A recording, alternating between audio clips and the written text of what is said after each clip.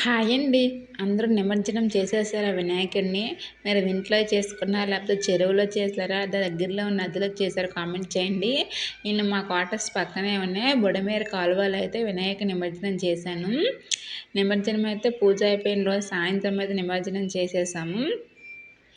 బుడమేరు కాలువ అండి మా క్వార్టర్స్ పక్కనే ఉంటుంది సింగనగర్లో. అక్కడైతే చాలామంది వినాయకులు మాతో పాటు నిమజ్జనం చేయడానికి చాలామంది వచ్చారు. ఇక్కడైతే కొంచెం మెట్లు కూడా ఉన్నాయి. గేట్ వరకు అయితే రిస్ట్రిక్షన్ ఉంది, అది దాటి వెళ్ళొద్దని అక్కడ ఉన్న వాళ్ళు కూడా చెప్పారు. నిమజ్జనం చేసిన తర్వాత ఇంకా కాళ్ళు కడుక్కొని తలపై నీరైతే చల్లుకున్నాము.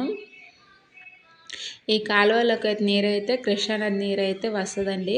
మేము ఇదివరకు 1-2 సార్లు కృష్ణానదిలో కూడా వినాయక నిమజ్జనం చేసాము. ఇంకా ఆకులు అవన్నీ వేసాక కవర్స్ అయితే పక్కన పడేసాము. అక్కడ ఉన్నోళ్ళదైతే ఒక కుందేలు ఉందండి, చాలా బాగుంది. మా బాబాయ్ చాలాసేపు ఆడుకున్నారు. ఇదేనండి బుడమేరు కాలువ. ఆ గేట్ దాటి అయితే వెళ్ళొద్దు అనేది చెప్పారు మాకు. స్టెప్స్ ఉన్నాయి అక్కడ వరకు. ఇంకా వచ్చే తాళ్ళలో నేనైతే బెల్లం జిలేబీలు అయితే తీసుకున్నాను. కేజీ 50 రూపాయలు తీసుకున్నారు. విజయవాడలో బెల్లం జిలేబీలు చాలా బాగుంటాయి.